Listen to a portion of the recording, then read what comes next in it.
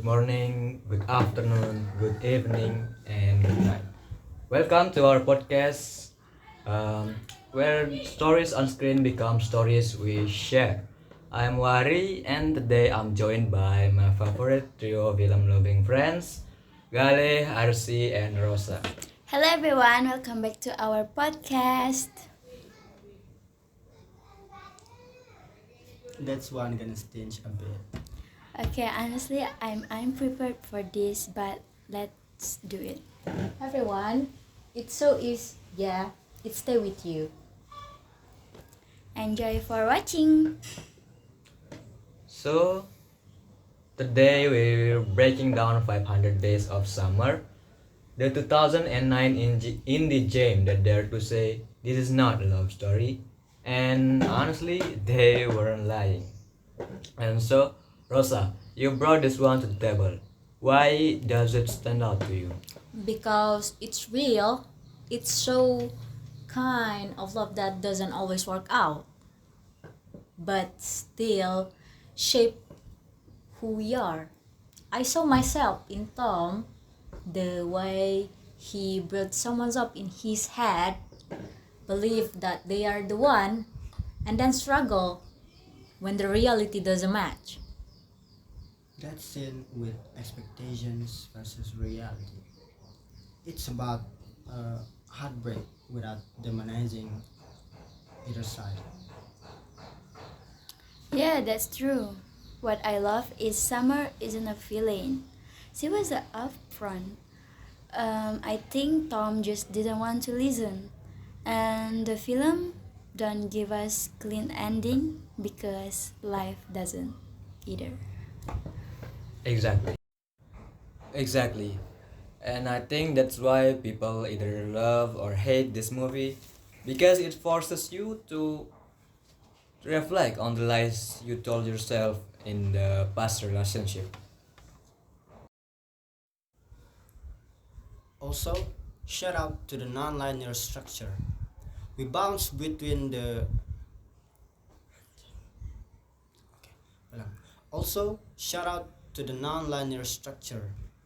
We bounce between the highs and lows of Tom's 500 Days with Summer. It mirrors memory, how we don't recall love chronologically but emotionally. That's right.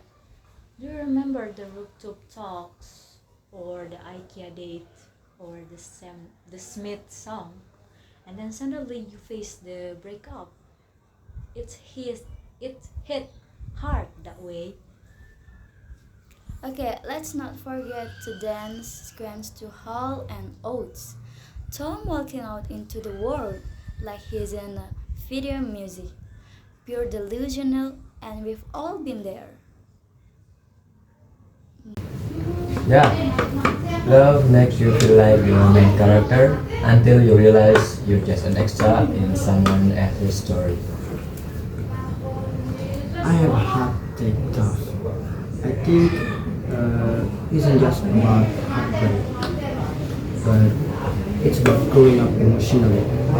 Tom starts as this guy obsessed with the wife, but by day 500, he's more grounded.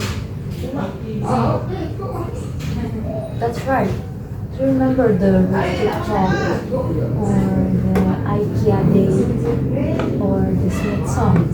And then suddenly you face the breakup. It hits hard that way.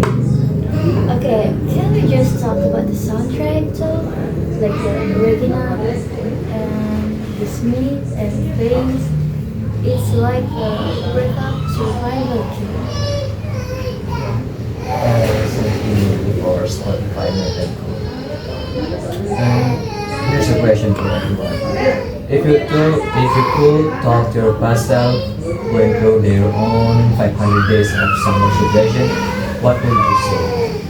I'd say they're not your soulmate, but they're a teacher. Yeah, it's so cool. Okay, here's a question for everyone. If you could talk to your past self going through your own 500 days of summer, what would you say? I'd say they're not your soulmate. They are teacher. I would say delete the playlist and you'll make better one later. And I would say don't case closer. Find peace in not knowing everything. I just say it's okay to get hurt, just don't stay stuck. That's beautiful. So here's what I think 500 Days of Summer really teaches us.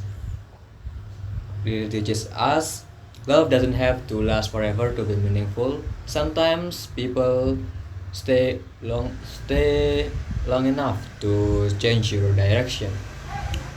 Not to stay but to show you the way. Okay, now I feel like I'm crying right now. Same. Let's never do this again. Too late. Next week, Eternal Sunshine of the Spotless Mind. That's it for our podcast. Thanks to Gale, RC, and Rosa for diving deep.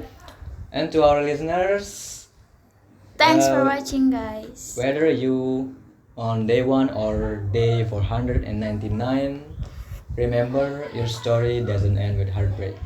Yes. And goodbye. Catch you next time. Bye. See you next video, guys.